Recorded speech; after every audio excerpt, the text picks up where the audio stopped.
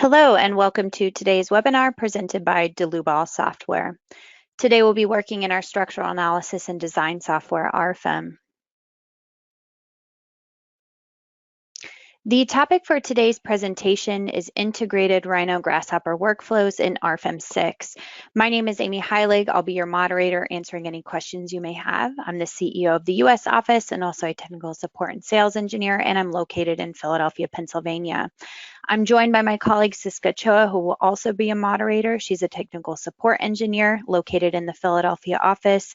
And finally, we have Alex Bacon, who will be your presenter today. He's a technical support engineer located in the Philadelphia office as well. If the control panel does seem to get in your way when you logged into this GoToWebinar, feel free to show or hide that with the orange arrow up at the top. We always want to encourage everyone to ask questions throughout the presentation. You can do so within this same dialog box. If by chance we don't get to all your questions, we'll certainly send you a follow-up email afterwards. So I'll go ahead and turn it over to Alex now for the remainder of the presentation. Thank you, Amy, for the intro. Thanks. In previous webinars, I've shown modeling an RFEM model in Grasshopper and exporting it via the plugin. However, our plugin has other functions that I would like to demonstrate today. So for today, not a lot of modeling with the examples. It's more about describing the workflow. So let us take a look at the scheduled sections. So first, I would like to start off with an update of the latest implementations we developed since last year's webinar on Grasshopper/Rhino. Then I would like to show you can use existing objects from RFEM when exporting from Grasshopper to RFEM. Then in section 3, I will show the basic functionality of importing data from RFEM into Grasshopper, including the use of various filter options. Section 4 is the combination of sections 2 and 3, showing the modification of existing RFEM structures. And then section 5 is an early demonstration of showing how a calculation loop can be created using a component in Grasshopper called Galapagos. So what are the new features that we have implemented since the last webinar? An important one or important change that we made is that we have gotten rid of the dependency of the web services license. This is no longer needed to use the Grasshopper Rhino interface.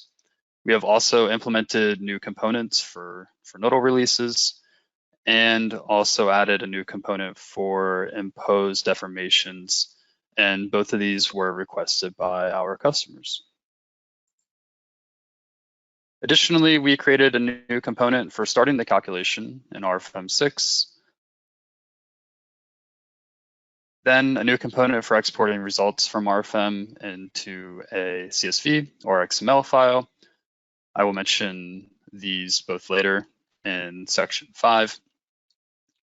And additionally, we extended the static analysis settings component with the number of iterations, load increments, form finding iteration, and added form finding iteration options as inputs as well. We extended also the service component. So now you can control the local axis system as well as the integrated options via new inputs. And we also extended the member component, adding the input allowing you to adjust the member rotation via surfaces. And then the last two changes, we extended the member component even further by adding a new section for design parameters. So I will show this in more detail in the first section. And we added the ability to use RFEM 6 template files via the export component. So that is it for section 1 and all of the new developments that we have added since the last Grasshopper webinar. So now I'm going to switch over to Grasshopper and Rhino. So now I basically would like to explain the usual workflow. So I'm going to expand Grasshopper here. So the usual workflow would start off by modeling the geometry via Grasshopper components, which was done here with this algorithm. I created this small stadium, which you can see here in Rhino, which you might remember from my previous webinar. So basically the lines from this algorithm will then be taken, as you can see here, and they will be connected to all of the RFEM data and deliverable components, such as our members right here, and then we have the surface component. And in those components, we can assign then the properties for the members and surfaces, such as thicknesses, hinges, supports, etc. Then once we have all of that information, we connect it as well to our export component. At the end here, we also have load combinations and loads too. Those are also connected to our export component. And so this is basically what I showed in my previous webinar. Now, something new that we have added is you can also assign the model a name. In the past, you had to have the file open. You had to have the file open in RFEM already before you could export the model. But now, as long as you have a file name assigned to the export component, then this will automatically open up the file in RFEM and import. So you can see here, I have the name created. So I just have Grasshopper Stadium example. And so then if you do this, then it will automatically be created and opened. So next, we also have implemented, as I mentioned, the ability to use templates from RFEM.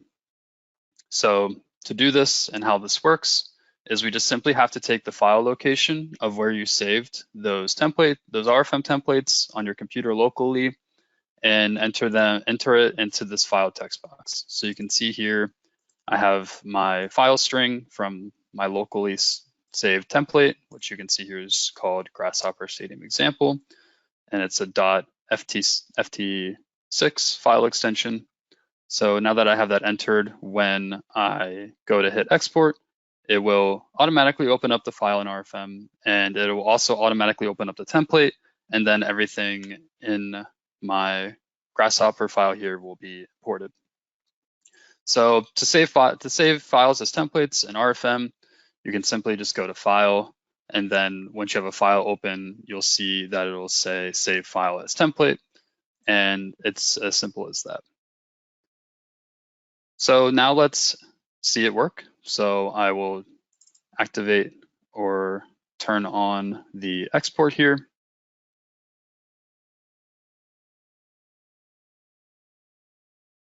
And then you can see the status here in RFEM. And you can see my stadium model has been imported along with all of my load cases, load combinations, and you can see all of my materials and sections have been imported and assigned correctly with the geometry. So this was the general workflow from last time. And so next I would like to show you how you can automatically have the design parameters assigned to the members. So this is another new feature that we have implemented where if I go over here, if I go up to the doable tab here and I just bring down one of the member components, we can just actually take one of these here. And you can see that under the member component here, you can see that we have now the design category here. And so under this design category, you can see all you have to do is give the index number for the effective lengths for steel here. Then we have the steel ultimate limit state configuration here too. The rest of these, you can also do this for the timber design. So right now it's only steel and timber design. And what needs to happen is in RFEM for for design, we have both effective lengths and we have the strength configurations. So if I go up here to types for steel design under effective lengths, you can see here I have already an effective length created in my template. And you can see it has an index number right here, which is 1. And this same thing is also for the strength configuration as well. This also has an index number of 1. So once you have these previously already defined in RFEM, all you need to do is assign an index number to the strength effective or steel effective lengths. And then the same thing can be done for the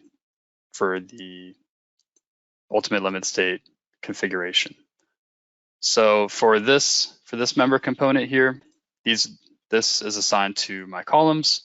So all of my columns here will then have that effective length to them and also the ultimate limit state configuration assigned to them as well. And so we can see that happen if I go up here and I turn off the export and I disconnect the template. You want to disconnect the template or else it's going to open a new template and it actually, nope. So yeah, so if we go up here and then we change overwrite and we keep overwrite set to false, we can modify. So if I hit export,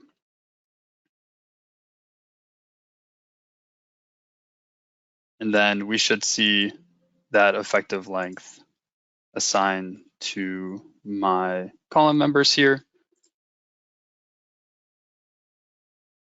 To close the model, because with the overwrite set to false, it actually imported in multiple members. So what I want to do is keep this template here and then assign the steel effective lengths and steel configuration. And then I want to export that out. And now we should see the effective lengths assigned to my column here, along with my strength configuration. And we know that that was working because then if we go under these other members, you can see the effective lengths and strength configuration, or just the effective lengths, are not assigned to them. So now I would like to also show you how you can use existing settings from RFEM when modeling something in Grasshopper. So if I go back to Grasshopper and I close the export,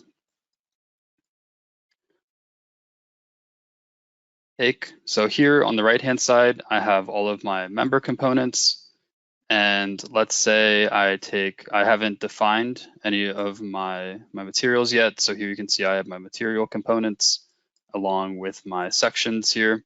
So let's just say I delete these and I don't have any materials or sections defined along with thicknesses. I'm also going to detach my template. And so I'm also going to, actually, yeah, I did the thickness for the surface as well. So now let's say in our, you can see here, let's say I previously have all of my materials and sections created. Let's imagine if I want to RFEM, all I have to do is just simply link the Grasshopper line to the component like I did before, and then maybe give it a name. And then now, of course, for the member component, I have to assign a section and a material, or actually just a section. And because I don't want to use the section components, I can use the index numbers instead, which are that are already defined in RFEM. So the sections already defined in RFEM have index numbers to them. And so with these index numbers, I can assign them to my member components. So for this first member, I can assign, I can give it or create a number slider here. And so let's just say for this first member, I want to assign section number 1. So I would just give that index number to the section start. And then I can take this and I can make a copy of it. And then I can do the same thing for the second member. And then I can keep doing that for the rest of my members. And so that would be section number 2, my W 6 by 8.5. For the columns here, they are W 21 by 73. So W 21 by 73 is actually the first section. So I will change this top section to my fourth cross section here, which is my W 16 by 50. So then again, my columns, I'm going to assign the index number to the section start, which is hidden a little bit up here. So that will go to my section start. And then I can again take that number slider, move it down, and assign this one to, again, that member. And then you get the idea. It's going to, for the cables, this would be my round section here, or my bar section. So that will be section number 3. And then the joists would be section number 1 again. So this is an alternative way of assigning materials, sections, and thicknesses to, you can do the same thing also for my surface component. So for my surface component, again, I have the line or the surface from Grasshopper attached to my surface component, and then I want to assign the correct thickness to it. So this would also be my thickness here, which has the index number 1. And so once I have all of my index numbers assigned to my members there, before we want to export this though, we have to make sure to set the overwrite setting from true to false. So if we keep this overwrite setting set to true, then everything in RFEM will be overwritten and we will lose all of our materials and section definitions. So now instead we add the information. So now instead we're adding all of this information to the existing RFEM model. So I'm also going to delete the model in RFEM, and then I'm going to now export this.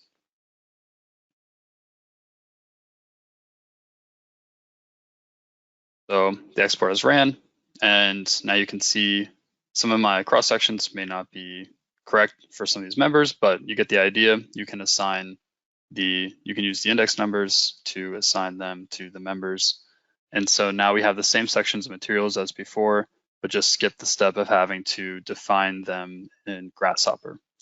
And so keep in mind, you can only do this once, because if we run the export again, I'll show you. If we run the export again, we will be adding the members again to RFEM. And so then we will have duplicates of the existing members, which you just saw a couple minutes ago. So I'll give you an example. I'll run the export again. And if I look under members here, we should only have 252 members, but now you can see we have duplicate members. So now we have 488. And if I double click on one, you can see that I have 2 members there. And so, yeah, you can only do that once, and you can just delete the whole model and re-import it. Or you can imagine you can use this in a way where you create the sections and materials in RFEM first, and then you want to have them, and you can save them as a template in RFEM. So that's a workflow that you can use with the new template feature, and yeah. So then you can either close the RFEM and make some modifications, and then run the export again with the overwrite feature or overwrite setting set to true. So this is the workflow for section 2. And so now I would also like to show you that you can modify just one material as well. For example, if you would like to, let's say you just only want to modify one material. So I'm just going to I'm going to close this model or this Grasshopper document. I'm not going to save it. And then I'm going to reopen it again. And so now let's say you just want to, I'm going to just save my concrete material here. So I'm going to just take that and kind of move it out of the way. And then I'm just going to delete everything else, like so.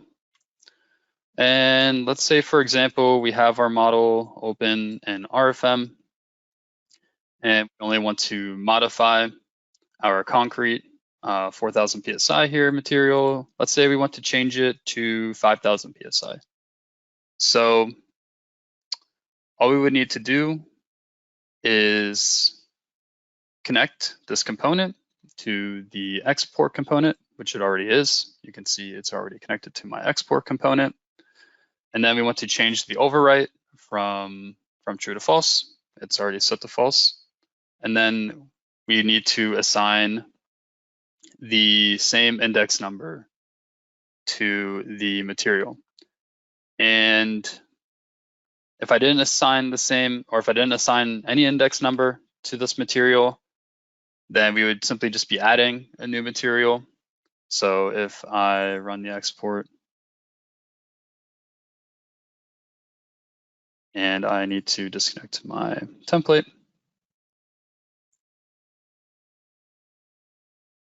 So now you can see that it just added a third material, concrete 4,000 PSI again. And so I'm going to edit this and change it to 5,000 PSI. And I left the export open and I forgot to assign the index number. So you can see I just added another new material. So let's say we want to change material number 2 here. It says 4,000 PSI.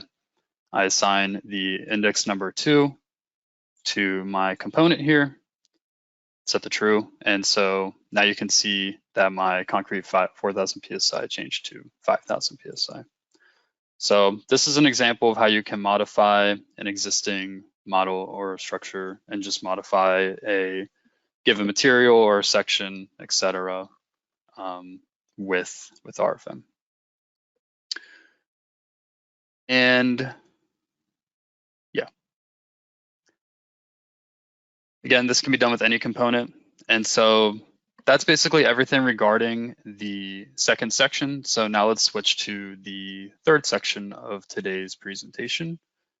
And so I'm going to close this file, and I'm going to open up the next file.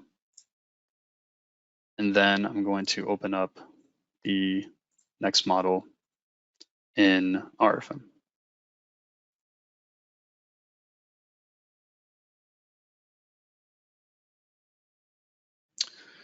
So with this section, I would like to show you how you can automatically import data in from RFEM into Grasshopper. So I'm going to just maximize this real quick. And this Grasshopper file, this file contains various algorithms inside of it.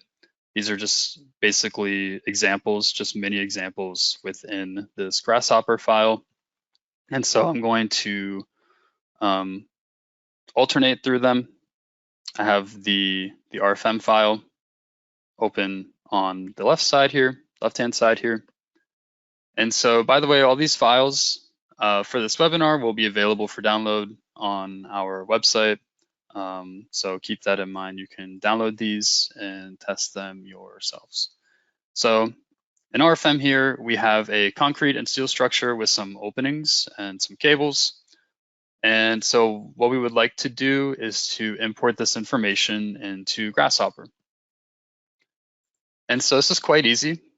Instead of using the export component, which we had before, so this is our export component here, which we used before. Now we have our import component.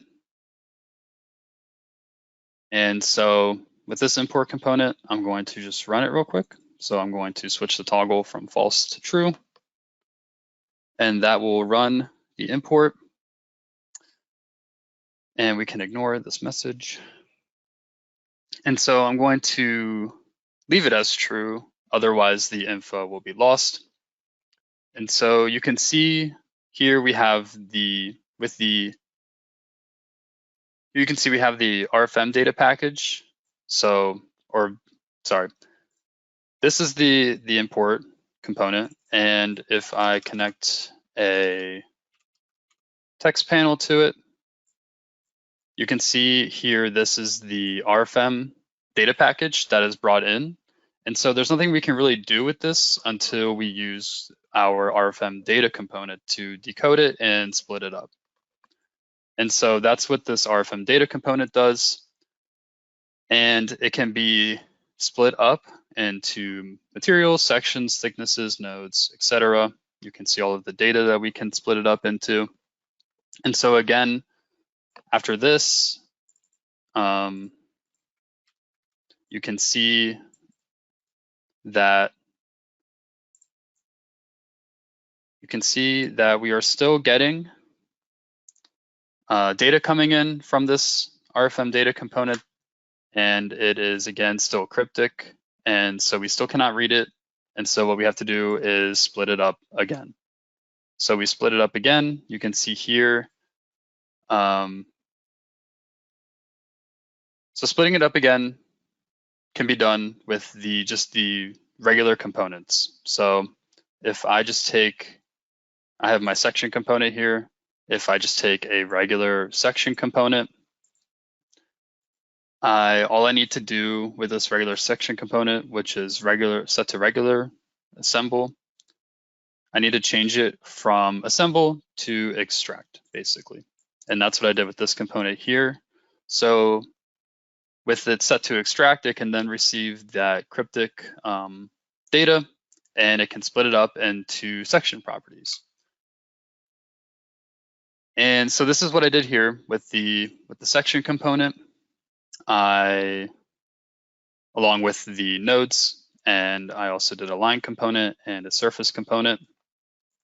And so first you can see here with the section component, we can now read the name of the section, for example, along with the area. And so up here you can see the names of my sections, and then down here we're getting the area. So this is where I would like to discuss all info that comes in from web services is set to SI units. And this is just the nature of the web services programming. It's programmed for SI units. And so if you want this info to be converted, you can see here I have created this these two components here that once the data comes in, it's simply just divided by this constant here, which will convert it in from meters squared into inches squared. And then you would just need to create a simple conversion like this, like I did here.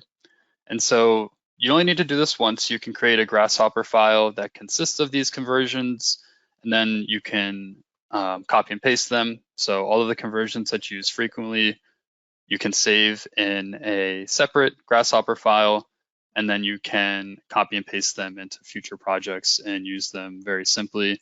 And so now here you can see my output is the area of my sections in square inches.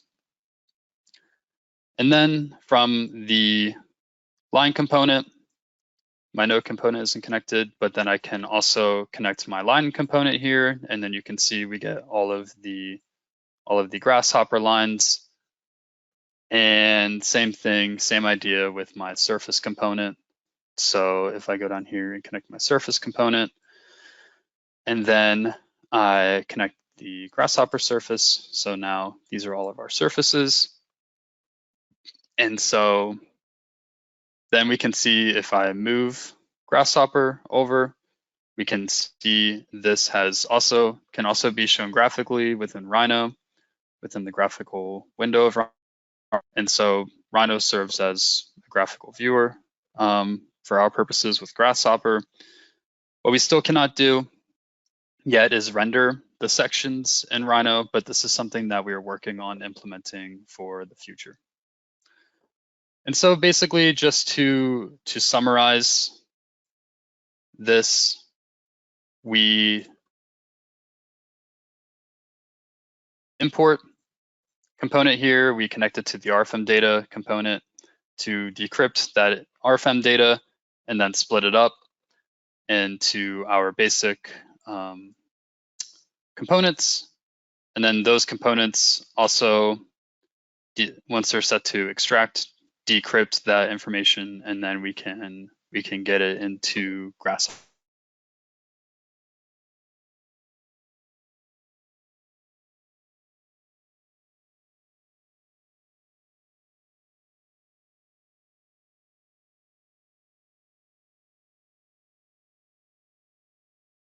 Basically, with this example, I have a Boolean toggle here set to true, connected to my lines and nodes. So with this workflow, you can basically just only export certain basic elements from RFEM. So with this setup like this, I would only export my nodes and lines. And so we can say either yes, we can either say lines yes or no, nodes yes or no. That's kind of how this works, and you can just export certain things from RFEM. So if you're looking for a quicker export, you can do that. Let's say though you want to filter even further and you only want to import specific nodes and lines. We also have an option for that, and is the filter component. So this is the next example. So if I just pull down a filter component, that's this right here. And so this allows you to filter out even further. So you can see here, we can set it to nodes, lines, surfaces, or general, and you can filter out based on index number of the element in RFEM. You can also do it based on numbers. And so with this component, for example, you can also do it based on comment. So with this component, for example, what I did was I took one filter component and I connected it to the filters input on the import component here. I'm only just importing in my nodes, lines, and members. And so then under node specific, we can just import specific nodes with the filter. So what I did here was connected a construct domain component to the X component. And then this looks confusing, but basically I'm able to set the domain of my component here. So I just created a list of feet. So the first index starts at 5 feet, and then the last index, number 15 here, is 20 feet. So I can set my slider here. This data is connected to this list component. I set my slider here, the index number, to 0. So I'm picking 0, 5 feet, slider set to 0. This connects to A. So I want to pick X. I want to pick the nodes in the X direction from 0, or I'm sorry, from 5 feet all the way up to, I have my index number here set to 7. So from 5 feet to 12 feet, the nodes in the X direction will be selected. And then down here, same thing. I have my nodes in the Z direction set from 12 feet all the way up to 20 feet. So this here is basically another conversion, because if in my data component here, you can see I have all of the meter values, which correspond to the whole numbers of feet. And so again, you can take this, and what I've done is I've just taken this and saved it. And so basically I can choose which value I want here with my slider and my list component. So that's how I'm filtering out my nodes. And so then I also added a filter component, and I'm filtering out my surfaces here.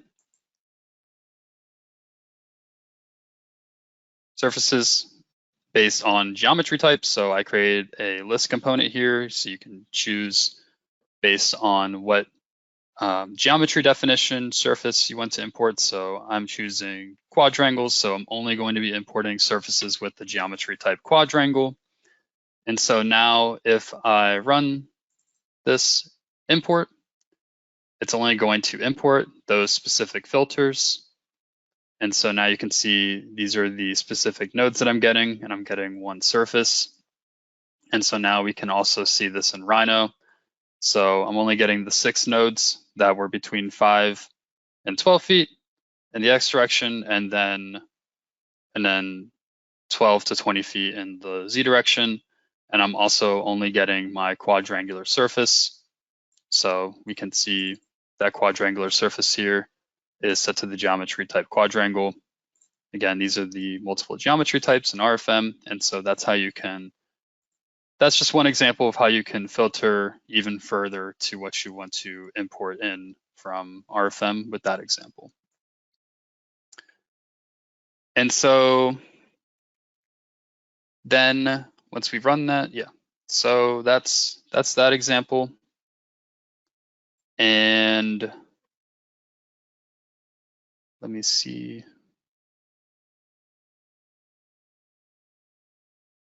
Okay, so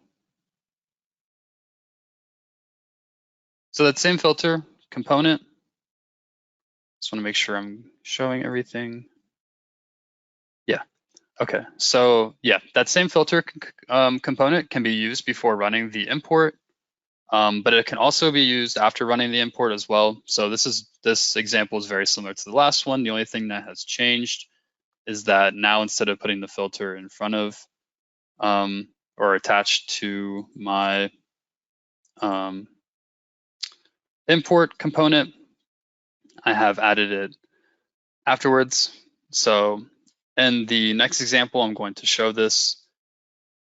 Again, this is just a regular import component where we split up this is just a regular import component where we split up the data into our RFEM data component. And before we extract all of the nodes, we just basically use a filter afterwards. So you can see here, the nodes are connected to a filter, and my surfaces are also connected to a filter. And for this filter, for nodes in the Z direction, I'm filtering from 5 feet to 10 feet in the Z direction. For my surfaces, I'm now filtering the index number. So surfaces with the index number 3 to 8 are going to be imported with the geometry type plane. So that should be surfaces, that should be these surfaces here should be imported. And that, so let's see that working. Make sure I have this one. Yep, gotta turn this previous example off. And so I'm going to activate this one now. So these nodes again should be filtered out between 1 and 10 feet or 5 and 10 feet. And then same thing for the surfaces. So now you can see that that results in the 4 surfaces here that are shown, and then the nodes between those 2 distances that I have set. So you can see this in Rhino. So that's that example. And now we can move on to the last example in this import. And so if you remember the section before this one, where we modified the RFEM structure, we can combine both options now. And so we can combine the import from RFEM and the modification that we did before in section 1. Sorry, section 2. So what I plan to do with this last algorithm from this file is I want to parameterize the height of the top of the steel structure here. And so this maybe not be the most realistic example, but I think for showing the functionality, it is good enough. And so what I plan to do is import the nodes from RFEM into Grasshopper from the upper level of the steel structure. And I want to make the Z coordinate of these nodes parametric, modify them, and then export them back into RFEM. So first, I have to have my import. I have to import in the RFEM data and split it up. So that's what's going on here. It's being split up. And before I extract the node data, I want to filter out those nodes. So again, I put a range on the Z axes here. And so, yeah, I put a range here. This range is going from about 27 feet. So that's just past this plane of nodes here. And then up to 45 feet. So I basically created a range that, so I'm only selecting the nodes at the top plane here. And so now, once I filter that, I've created my node component here set to extract. So we can extract that node package, and now the Grasshopper nodes can be, after that, after extracting the nodes from RFEM and Grasshopper now can be deconstructed using this deconstruction component. And so now I can basically get a new X, Y, and Z coordinate using this construction component. And so what I did here was I linked the 2 X coordinates. So nothing with the X coordinates will change. I linked the Y coordinates, nothing with those will change. But instead of linking the Z, I have attached a slider here with feet values from 40 feet all the way up to 55 feet. And now with this, I can adjust how high I want my structure, this top structure, to be. Right now, the structure is sitting at 41 feet at the peak here. And so once I adjust the slider, I'll be changing the Z coordinate from 41. I can change it to, let's say, we'll change it to 52 feet. And so all I need to do now is run the import, or the import. And so that information will be imported. And so once my nodes get constructed again, then those new nodes are now the input for a new node component here. And this component, instead of set to extract, is now set to assemble. And yeah, now I ran the input. And so now I have 6 new nodes that I can modify the coordinates of. And so again, if I want to modify the structure of the RFEM structure, I have to set the overwrite here to false. By default, this is set to false, but just for learning purposes, I'm just going to set it to false, just so you can get a visual. So this is false because I don't want to overwrite my nodes. I just want to modify them. Also, I have to make sure that the old and new nodes here, new components, I have to make sure that they have the same node number index, or else I will just be creating new nodes instead of modifying the existing ones. And so again, I just simply attached my extract component to my assemble component. And now we can see this work. So I'm going to toggle on my export. And now you can see that the height of the top of my steel structure has changed. And so I could change this in real time if I'd like to, just by adjusting this slider. And yeah, so you can leave this set to true and modify the height almost in real time. And that is the last example there. So I'm going to turn both of these off. And now we can move on to the last section. So I'm going to close this Grasshopper file, and I'm going to also close this RFM file. And so now we can move on to section 5. So now I would like to, so the first steps, so I'm going to open the Grasshopper file. And so this is the first steps in creating a calculation loop using Galapagos. So this includes automatically running the calculation. And so I'm going to briefly explain what I have here. I have a simple truss. So if I move Rhino over, you can see here I have a simple truss. And I'm using the Lunchbox plugin, where I just have to simply define the dimensions of the truss. And you can see all of the Rhino lines in Rhino. And these lines connect to, again, my member components. So I have my member components here. I have 2 member components, my materials, my sections that I've chosen from these material section libraries that I have created. And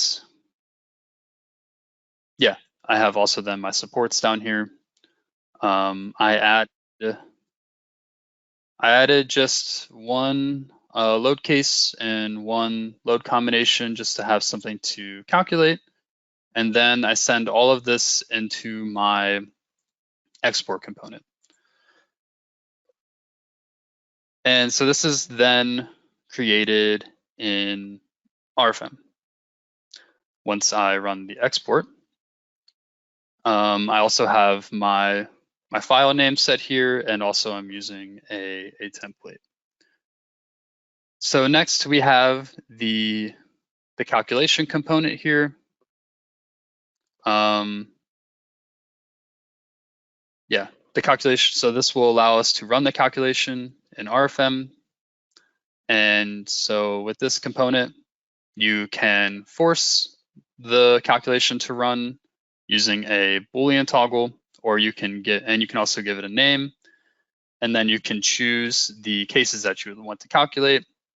I left out the cases here, so it'll calculate all, but you can link your combinations into the cases here or a specific combination, and it will only calculate that specific combination. Additionally, I have the export results component here, which is new. This will export the results, and you can get them in you can get the results in RFEM and export them either into a CSV file or an XML file. Then you can assign the name here as well. and you can assign the path of the folder in which you want the results to export to. And the type is defined, as you can see here, as a CSV or an XML. I assigned it as a CSV. And these components can run, these two can run depending on if the previous component has run successfully or not. So basically, if the export component is successfully run, then that will trigger the calculation component, which will then trigger the exportation of the results. So let's do it. I'm going to activate the export, and I should have moved the Grasshopper window over, but we can then see maybe a little bit in RFEM, the status here in the bottom left-hand corner. And once it's done, I can move the window over and show this in RFEM. It will run through the calculation, it will export. So you can see here in RFEM, I get my truss 15 feet high and 32 feet wide. It also ran the calculation, so I'm getting the deformations. And then I can go to this file location on my computer. So if I go to that file location, you can see here, I get all of my results and a CSV file. And so what we would really be interested in is the global deformations of our nodes. So I can open this in Excel and just show you real quick. With a CSV file, you have to go to data, and you have to go and set this from text /CSV file. You could set this just to an XML, but I just wanted to show this how it works. So I have to find that file again and import it as a CSV. And so you can see here, this is what the information, the RFEM data that is exported. We have our header at the top, and then we have our index numbers on the left-hand side, along with our node numbers. And so how can we take these results? So yeah, so we got the results, but how can we make this an automatic, how can we make an automatic loop out of it? I'm going to exit out of Excel. To do this, we would have to be able to read the information from the CSV file into Grasshopper. And so this is possible in Grasshopper using a component. Possible using a file path component, which I have here. And this is basically linked to the file path. So you can see here, here's the file path where RFEM exported that data. You can see the static analysis nodal global deformations.csv there. And then I have another component called read file here. And this reads all of the info from the CSV file. And you can see here, I've just taken this and displayed it within this panel. And so you can see here, again, we have our header, and then on the left-hand side, we have our index numbers. And so to use this properly in Grasshopper, I would need at least one value per line. I just need to get rid of these first two lines here because we don't need them. We don't need the header or these first two, the second line. And so what I did was I used a split list component and did this, and this is splitting the list up with the index number here set to 2. So it's taking the list, splitting it up, basically removing the first two lines and then outputting, getting rid of the header and the second line. And so now I get this list here without those two first lines. And as I said, I want to have all of the values in one line and not multiple lines like the one above. So what I can do is take this list, and then I can split the text up using a text splitter, which I've done here, and the trigger will be the semicolon. So I taken that list, connected it to my list splitter, use the semicolon as the trigger, and now for each line, it'll give me one value here, which you can see here. So now each line just has one single value, which is good. This is what I want. And the first value of each line is going to be the index number 12 here, which you can see. We don't really care about this. So again, I use a split list component to get rid of, again, the index number. And so now this list only gives me the deformation values. And what I want to do is to pick one specific value from this list using the tree item component. And I want to use the value from branch 12 here, and that value is 13 or 0.013 inches. This is basically our maximum deformation. And yeah, so this is the value that I want to optimize. And so you can see here that'll come out here. So this list went through the tree component. I used 12, and then it spits out my maximum deformation here. And so this is basically where you can use Galapagos. So if I zoom out, and here is the Galapagos component. So this is very, very early stages because this whole workflow is relatively new for us since we just implemented the calculation and export result component. So allowing us to make these steps into an automatic calculation loop. So Galapagos works roughly like that, where we have a fitness input here, and this fitness input is linked to our deformation value. And then the GNOME input here is then linked up here back to the height of my truss, or the parameter that you would like the component to modify. So yeah, I made it super simple and just linked that input to the height of my truss. And so now what this will do is it will optimize the height of my truss based on the deformation. So if I go back to the Galapagos component and open it, here we have some settings. So fitness here, I basically want to minimize my fitness or my deformation. And so that's what's going to happen once I run it. And what we need to do before we can run it is I'm going to turn off the export real quick. And then I'm going to disconnect my template here.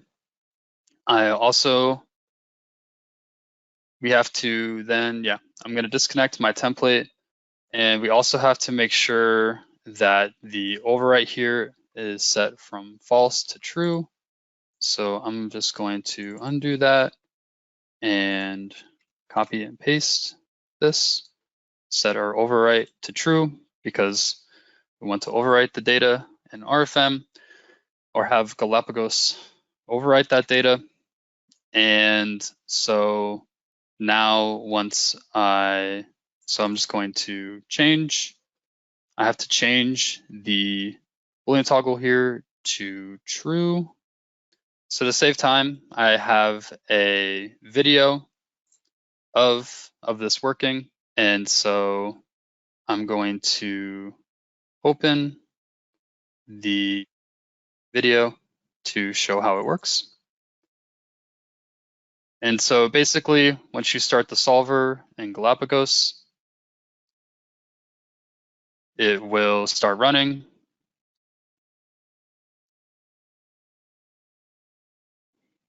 Once it starts running, you can see that it will adjust the height and RFM automatically based on the slider.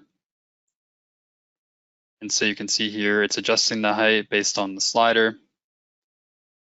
And then it will keep doing this and it'll keep optimizing and running. And then at the end here, you will get your results in Galapagos, and you can choose the best optimized result here, reinstate it, and then re-export it into RFM. And you can see here, that's how the automatic loop for calculations between Rhino, Grasshopper, and RFM can work. So now I hand this back over to Amy to do the outro for the webinar. And that's it for All me. right. Thanks, Alex. As always, we know this is quite a bit of information. So this webinar was recorded today, and we'll go ahead and put it up on the website along with all of the files that Alex had presented. You can view those on the same web page that you registered for the GoToWebinar. We also encourage everyone to download the 90-day trial version of RFEM 6 from our website. This is full capabilities for the full 90 days. You'll have the ability to integrate with Rhino and Grasshopper as well. If you have any questions about today's presentation, feel free to contact us at the bottom of our screen here through our Philadelphia office. Our phone number is 267-702-2815, and our email is info-us@deluwald.com. We will have many more upcoming webinars. You can register at deluwald.com under support and learning webinars. As most of you know, I tend to send out a reminder email before these take place, so keep an eye out for those within the coming month. PDH certificates will automatically be emailed to all participants who were here for the full presentation. This is a requirement of the states that we are pre-approved providers, that you are here for the full 60 minutes in order to receive that PDH. This is not automatic. It will probably be sent within the next day directly to the email that we have on file for you. If you did watch with a colleague or in a conference type setting and you yourself did not register for the webinar with your own name and own email, you will need to request that PDH here at the email address shown, info-us@deluwald.com. So again, if you yourself did not register and you were here for the full presentation, go ahead and request that PDH. Let us know who you watched it with, and we'll be happy to issue that.